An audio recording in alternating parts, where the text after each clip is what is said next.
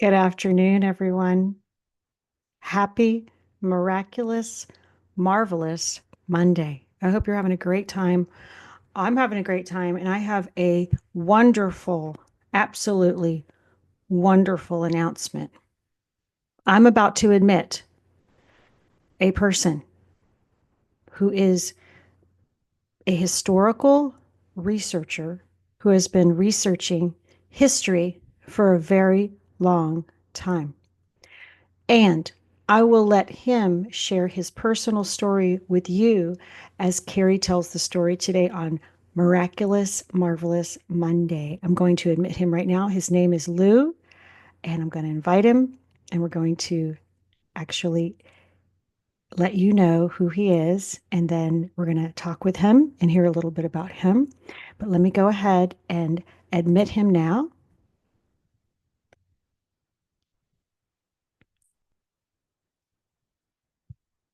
and then I will announce him properly. Good afternoon, Mr. Lou. Go ahead and take me off of mute.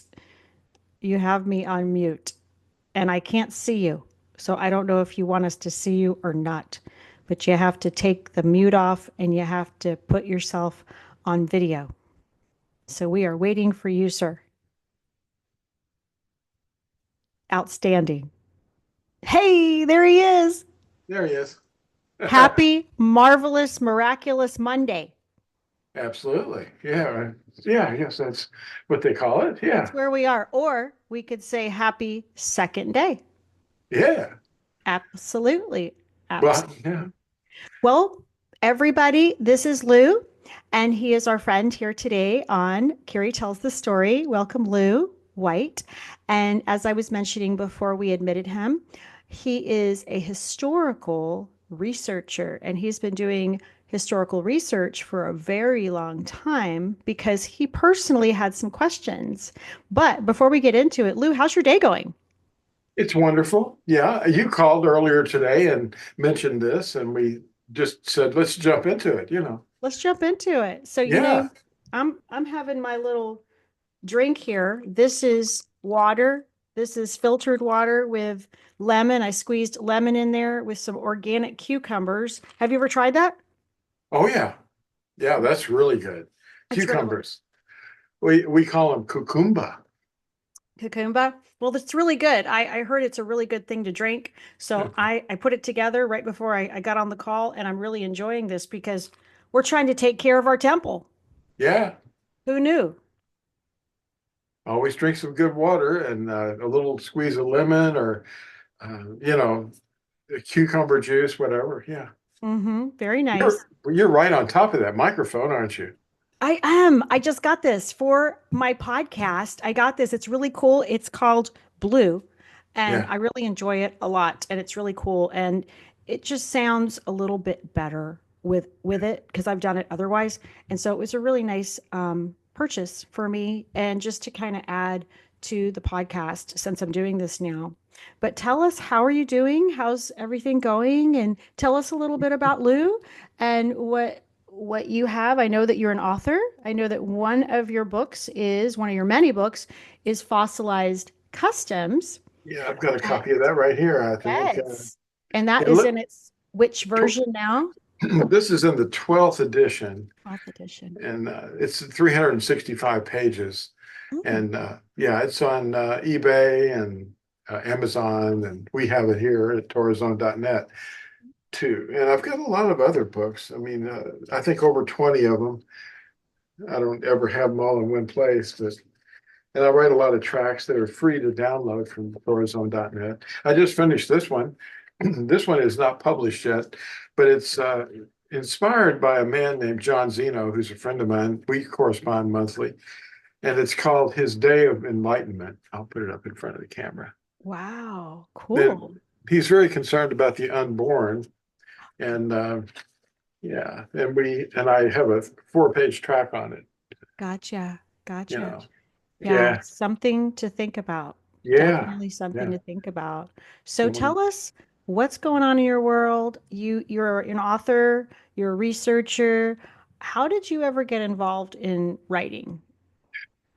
Well. I was raised in a Catholic education, and when I went into high school, which basically is the 12th grade, no, it's more like the ninth grade, and I was being taught by Jesuits, and the Jesuits are always very intense. They're looking at you very carefully, and they get you in their little private one-on-one arrangements with these Jesuit priests, and they analyze you. They look at you. They look at your way, the way you carry yourself.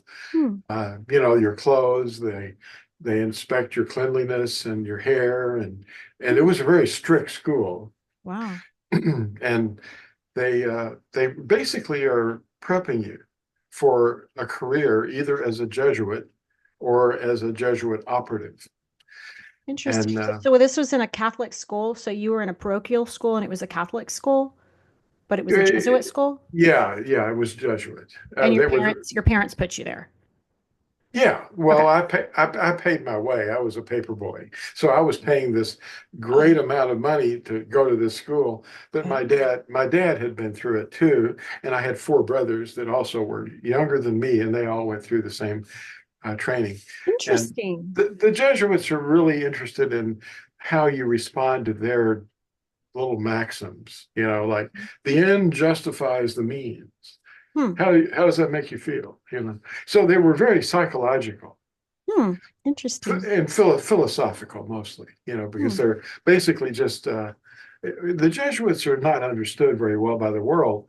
But as I analyzed what they did not know, because they didn't know the answers to a lot of the questions that I had, so I just shut up Mhm. because I knew they weren't understanding the question, let alone know the answer. So I was very interested in why we did things. Why are we doing this, and what is that over there? And Oh, okay. So you're telling me that you were being told certain things by them, and then when they were telling you certain things, you would say, "Okay, so why do we do that, or why does that yeah, mean?" yeah. Okay, so you were just inquisitive. From everything from sacraments to rosaries to statues. Huh. What are we doing that for? Where's that come from? And Mm. I Mhm. wanted to know the The origins of root, yeah, the origin. the first occurrence. Yeah, Oh, I sure. wanted to know. Yeah, Why not? they didn't know. I mean, they didn't have the internet. They were just guys that were trained in the traditions. Oh, so they didn't even know the origin? No, they didn't know. Really? They were just young men themselves. Interesting. You know. Interesting. And You would think, I was a teenager starting out mhm, my teens, for and sure. they were bringing me through this traditional pattern that they've been taught. Hmm. And, I ask them a lot of questions like, how does Mary understand us when we talk to her? Isn't she dead? What language does Oh, she you mean speak? like Mary, mother of Jesus? Yeah, that's what they were. They were acting like she's alive and that she spoke English. and Interesting. and omnipresent. Like wherever you are, you can whip out this rosary and you can pray to her. Really? That's necromancy, praying to the dead Whoa. and praying to people that are not dead but have been raised from the dead. You don't I don't know talk. anything about this because I've never Yeah, done Catholic things, so I don't I know. know. Well, actually, all Protestants are Catholics. They Oh, don't know it. oh, They don't do all the things Catholics do, but they still inherited the universalism of Constantine. oh yeah. Like, didn't that happen with Martin Luther? Like, there's just a slight change. Wasn't there like a slight change? I'm glad you brought that up because the Jesuit order was organized in around 1542 or so. And this guy named Loyola was actually basically a Jesuit priest. But, he started as a soldier in Mm-hmm. Spain. In Mm-hmm. Spain, Mm-hmm. he wasn't a priest yet, Mm-hmm. but he was doing these things that attracted the attention of Rome and the Pope. So he And wasn't a saint. He wasn't a saint. He was a priest. they call him that now probably, but Okay. uh, saints have to be saints before they're dead, not after they're See, I have no idea. So dead. anyway, I go know, ahead. I'm I know. listening. I don't know. Yeah, yeah. But anyway, Loyola was a man, and they wrangled him into the before the Pope to see what he was up to because he said I work for you. How do you work for me? Well, see, before that, Martin Luther had caused a rift. He was a teacher of theology, Martin Mhm. Luther. He was a He priest. was a priest, right? And he had caused this problem with a lot of things. He had 96 theses that Yeah, seemed to wasn't be he correct. asking Yeah. questions too? Oh, He yes, was asking yes. questions. Okay. In Wittenberg on a cathedral door, he hammered up this list of problems, and and this caused a rift Was between he the rocking the boat? oh yeah, yeah.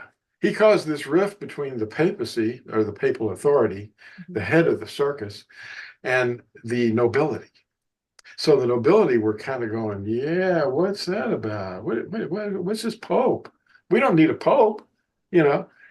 So Martin Luther had caused this Reformation, and the anti-Reformation military response was the Jesuit order. Oh, See, it all makes sense now. so So that they were created in response to the Reformation? right, they were Interesting. actually that military response, the Whoa. Regimenti Militantis, Is that society. Latin? Yeah, Societas Aesu, the Mm. Society of the J-Man. And you learned this in Catholic school? Well, no, I had to learn this in my research after the war, and because Oh, I was wondering what was all that about that I was involved in. mm-hmm. I wasn't taking a Jesuit oath. I mean, the Jesuit oath, if you look it up on the internet, it is so bad that Mm. they wouldn't allow your channel to remain. They'd have to take it down because of the community standards. Oh, The Jesuit oath is a very ugly thing. It goes into great detail about the fact that they're poisoners, they're assassins, and they serve the Pope oh. and they honor Are they the. still around today? Oh yeah, oh yeah. In fact, the Pope that just died was the first Jesuit Pope. I heard about that. Yeah. I didn't really think about it. I was just like, okay, okay. So is that a difference from other popes that have been there before? Well, yes, and the difference is the fact that he took the Jesuit oath to be a Jesuit. And when you read the Jesuit oath, it'll make you sick at your stomach. I mean, it really is bad, Hmm. I And guess they I have won't read it. I don't want to get sick. no, no, well, you could read it and then stop and say, "Well, I've heard enough," So you you're know. telling me that you were in high school and you were being taught by these Jesuit people, and so, Right. and so that caused you to go into research? Eventually, yes, but they kept you so busy you didn't have any place to go. I mean, you couldn't stop going to school to go do research on these people teaching you at that time. But you can look things up now on the internet and instantly find out what's going on, you know. Hmm. Okay. So Yeah. you were exposing information that nobody knew about before there was an internet? Well, yeah, I was. And my first editions of Fossilized Customs involved a pre-internet research attempt that I was making through libraries. I'd look things up in libraries and I published the results of what the books and the facts showed about the true history. But you see, the history of the world is written by the conquerors. Right. That's who Right. wrote. Those That's who what conquer you see. write the history. Right. I've heard Yeah, that before. yeah.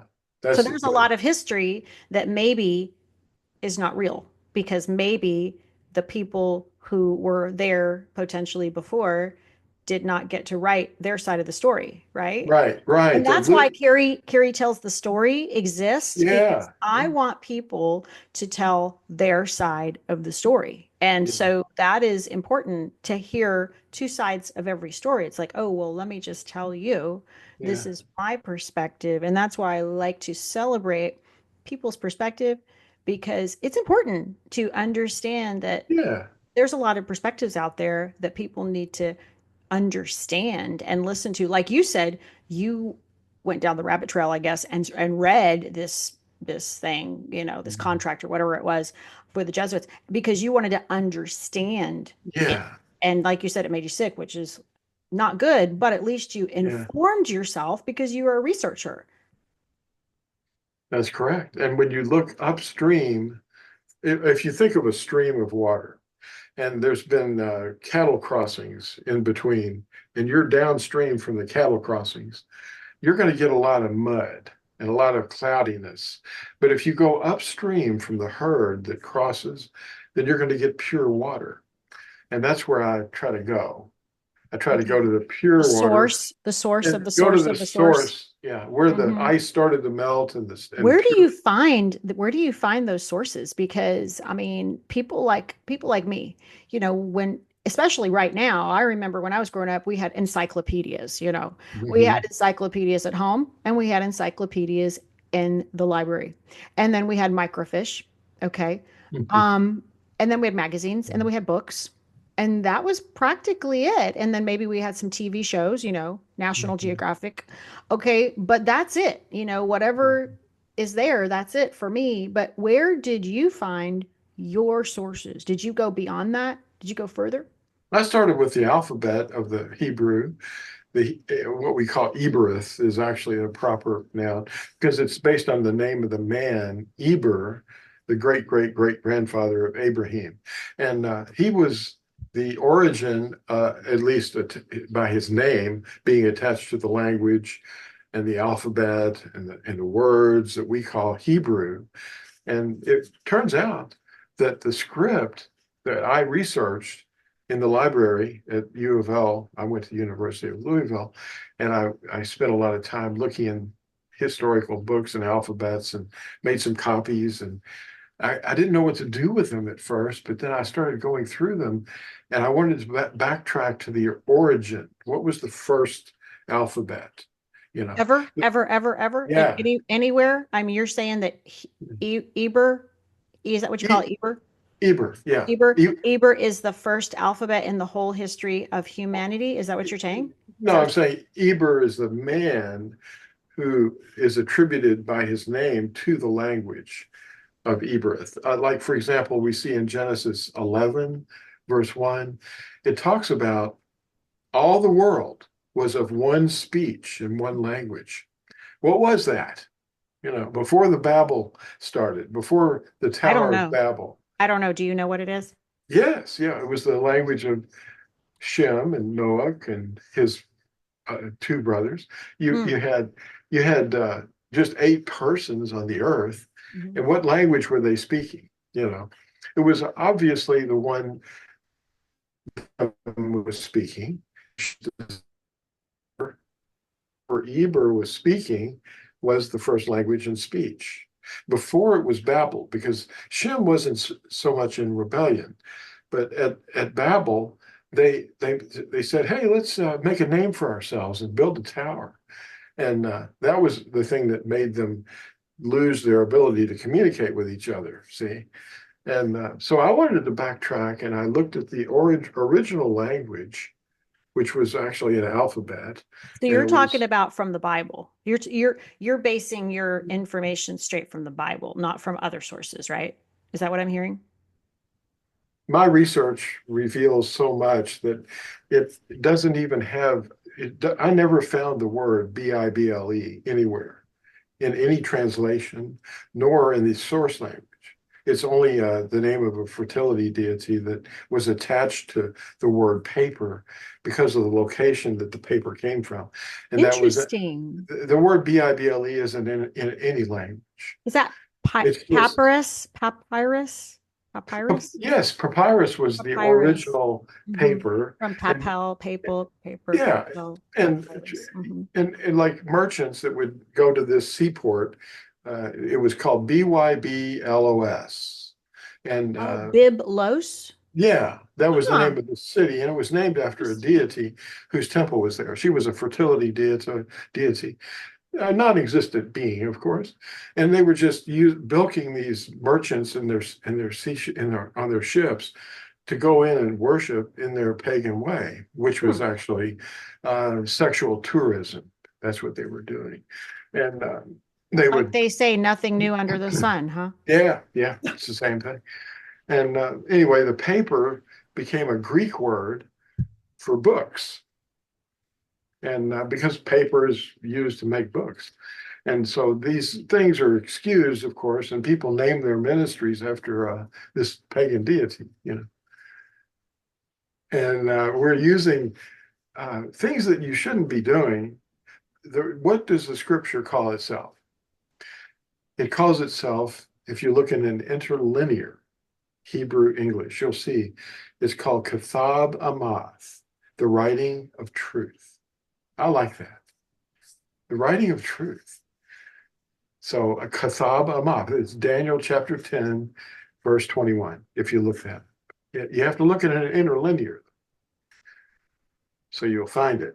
Because everybody else has got Bible in their brains and on the cover of the books. What is interlinear? What does that mean? Interlinear, that's where you've got the Hebrew language, and then it's interpreted or translated, which is the same thing, into English, so that word for word you can look at the words. And in Daniel chapter 10, verse 21, you see the word writing of truth. And those are the words kathab amath. Amath is usually the word for truth in Hebrew. And of course, we see it now distorted a little bit with the word emet, emet, or emet. And it's a little distorted because of the vowels. They really messed up the vowels around the 8th century CE. You know, Mm, yeah, right, right. yeah, the readers. The readers were called um, the Masoretes. And actually, their original word was Karaim. Kara means to read Okay. in Hebrew. So Karaim would be the people who read, the Mm, readers. right. And That's that term, plural. yeah, Mm, right. Good. You detected that. The ending gives you that word in plural. team. And then you've got that turned into the word kerate. Kerate turned in, that was the new word for Karaim. So the Karaim didn't want people saying the name. So they said, hey, we got to figure something out to keep these people from saying the name. So they invented these vowel marks Mm, called Nikud marks, and they inserted them above and below, mostly below the word, and that would cue the reader to say another word because the vowels were, saying Aduni or Adonai instead of Yahuwah. The word Yahuwah would be written there in the Hebrew, or actually they don't use Hebrew letters. They're using Assyrian, and they call it Aramaic, but well, they don't know. Assyrian. So if we're talking about the Bible times per se, Biblos, if we're talking about all that, when Yeah. you mention Assyrian, my thoughts go to the Assyrian exile. So could that have something to do with it potentially? The Time northern frame? tribes, yeah, the northern tribes were being drug away by groups, and they were running away from these Assyrian attackers to the sea. They were Mm, running to the sea and by land, but they were actually saying, we can't raise a family here. These Assyrians keep coming here, and they're stealing us, and they're killing us, and robbing us." And that was the Northern Empire. So that because the north and the south of Yisrael or Israel was like two sisters, in Yahuwah's idea, and they were both doing bad things. They were worshiping in the north as if they didn't want to go to the temple in the south because the leaders were misleading them. So they went during the days, especially of King Ahab and his witch wife, Jezebel. She was misleading the people to worship with trees and, um, just witchcraft. They were worshiping Baal and Asherah, trees. And that's where the Christmas tree originates, is from tree worship. They bring it into their house, like Jeremiah 10 talks about it. Like they cut a tree out of the forest and they drag it into their house. And then they decorate it with silver and gold and they bow down to it. And they still do it. They're bowing down to it every time they put their gifts under it, and decorating it and lighting it up and then saying, well, it's time to take the tree down. Why did we put it up in the first place? Because they're pagans and they do pagan things, and they don't know. Yeah, people do what people do because it's like you said earlier, like the Jesuit priests, they didn't know why they were teaching you, their Yeah, student, why and the origins thereof. They were just right. being told this is the curriculum, this is what you teach the Yeah, students, and that's your job. And yeah, so people do what they do because they're just told to and they just kind of stay comfortable in it and they don't really do the research. So yeah, you are a researcher. And yeah. so you've always been a researcher, you've always had a very curious Always. and inquisitive mind. And Mhm. so, was there a time in your life when you were just kind of done with religion because maybe you were older and you were like, I'm done with religion and I don't want anything to do with this, since you were brought up in maybe a very religious situation? Did that ever happen to you? Well, religion is not truth. Religion is traditions. That's of men. That's not coming from Yahuwah's word. Religion doesn't, you can't read the scriptures and then say, hey, that's a great religion. I think I'll take that one. It's not about religion. It's about a relationship between our maker and each one of us individually, and whether we will obey or whether we will not obey him.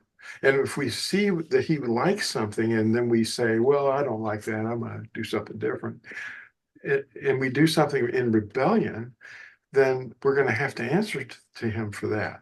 And that's what religion does. It draws you away. See, the subtitle of this book, Fossilized Customs, is the beast. The beast is unveiled, and the pagan origins of popular customs. That's where Oh. they come from. Everything that we see around us is actually a pagan activity that's been basically crusted over or camouflaged. Repackaged? Oh, absolutely. Yeah, and given a new reason. That's why you hear people say, well, I hear what you're saying, but that doesn't mean that to me. But it does mean it to the creator because they don't have his mind. And if you don't have his mind, you're not going to understand a word of scripture. You can Well, make it mean something, but it won't mean you what. definitely have a lot of information to share, and we could go on and on because you do have a lot of information to share. And you've been doing this for how many years? At least 45. That was 45 before. years. That's Yeah. amazing. Congratulations. Well, So do you go on book tours? Do you have a website? Do you have other social media where people can check you out? Well, yes, all my books are at Amazon. If you look up Lou White on Amazon, this is one of the books that I really think exposes a lot of it. It's what's wrong. It's wormwood that has caused our teachers to have basically an aversion to obedience. They Yeah, really don't want to obey, and they teach their adherents, like a pastor will teach his audience, "Oh, you don't have to obey. That was for some other time." really? and some Wow. other and some other people, not you. Hmm. You're Interesting. all you have to believe in is in the J man. Mm. Really, Well, so did you say that you're on YouTube? I am on YouTube. You just look up Blue White, and I have other channels, but they're Mhm. they're mentioned too. But yeah, I have a YouTube channel, and I And might even videos where people could watch your content? yeah, and I'm thinking about getting on this content as well. Like I'll Okay, be I, Substack. I'm willing to talk to you on your Yeah. channel Yeah. I anytime. just got on Substack recently because, I know that the economy is changing and I know that Yes. just because of all the technology, we have to be wise and we have Yeah. to make decisions based on the job market and maybe make some segues in different directions. And so Yeah. I had been going in the advertising mass media PR direction. And because of the lack of, I guess, necessitation for all kinds of, companies, they're just really holding back their money. They're not sure what's happening with the economy. They weren't spending any money. And so I decided, based on that and other things I see coming up in the future, that journalism is probably the direction I need to go in. And I Mhm. just saw a little sign that says your meeting will end in 10 minutes. So I would like you to share just something really super fast, maybe for like a couple minutes, if you want to share a little information with our audience today, Lou, and kind of let them know, maybe invite them to your website, Mhm. to wherever. Feel free, just go ahead. Go ahead. Well, I have a channel that has a lot of research, and you can reach it on my channel. Well, it's actually a website. It's fossilizedcustoms.com. And if you misspell the word, it'll probably find it anyway. But it's all one word, fossilizedcustoms.com. It's named after this book. That was my first book. And I've got another 20 or so, but and then I have a translation that I made after ISR, Institute for Scripture Research. I was with them for like 12 years, and I was promoting a translation that was done by Chris Koster. And Chris and I were friends before the internet. We were writing back and forth. And then he died in 1993. And that was the year that his first edition came out of the scriptures. And a lot of people know it as the Blue Scriptures. Anyway, I've got a translation with all the corrections called the BYNV. That stands for something. It stands for the Besorah of Yahusha, the Nazarene version, as opposed to the King James version. And King James was a Catholic. They don't know it though, and all the Protestants love the fact that they have that, but it's actually a translation directly from the Latin Vulgate. The Latin Vulgate was translated into English for the first time by the King James translators. So would that mean that there could potentially be errors in translation? Hundreds, yes, hundreds. Yikes. And if you count the name being removed, like they put in the Lord, which is a translation in Hebrew for Baal, they took the name out and they admitted in the prefaces of the translations. If you open the preface of your NIV or your NASB and read the introduction, the preface admits that they took the name out and put in a device that everybody likes and uses called LORD. His name isn't LORD, or it doesn't mean that. Hmm. But the translators did it because of their profound respect for his name. So Hmm. your name is Cari. What if somebody said, out of profound respect for your name, they'll never speak your name or write it? Hmm. How would that make you feel? Insignificant, Yes. It would be like, what? And you put in a name that means what? generic, like Baal. generic woman. Hey, woman. Well, yeah, but if you take Baal and put it in place of the name, that is like the ultimate insult to our creator. Yeah, that's painful. I So mean, what honestly, I use the word Yahuwah, and I use Paleo Hebrew too, the real Hebrew, the oldest Hebrew. that's where you get the name Yahuwah. Yeah, yeah, it's 4 letters. Mhm. And they're not consonants, they're vowels. So, well, we could go on and on. So, Oh yeah, Lou, I yeah, just want to thank you today for your time. And would you consider coming back on Carrie Tells the Story in the future? absolutely. Outstanding. Thank you so Without much for end. your time today, Lou. And You're, thank you're you, welcome. everyone in our audience. I'm going to share this on Substack. I'm going to share this on Facebook, and I'm going to share this on YouTube. Who has joined us today? I'm sure you found this quite riveting. I'm sure your jaw's on the ground. Just the small amount of information that you've heard from Lou today. So feel free to go check out his website, fossilizedcustoms.com, and check him out. Also, what is your YouTube channel called? Blue White. Lou White, Right. LEW Right. and then White. On Utah. Yeah, YouTube. Yeah. Right on at YouTube. Very good. Well, guys, thank you so much. Thank you, Lou, for joining us. And y'all Thank have a you. wonderful and blessed day. Bye. Bye.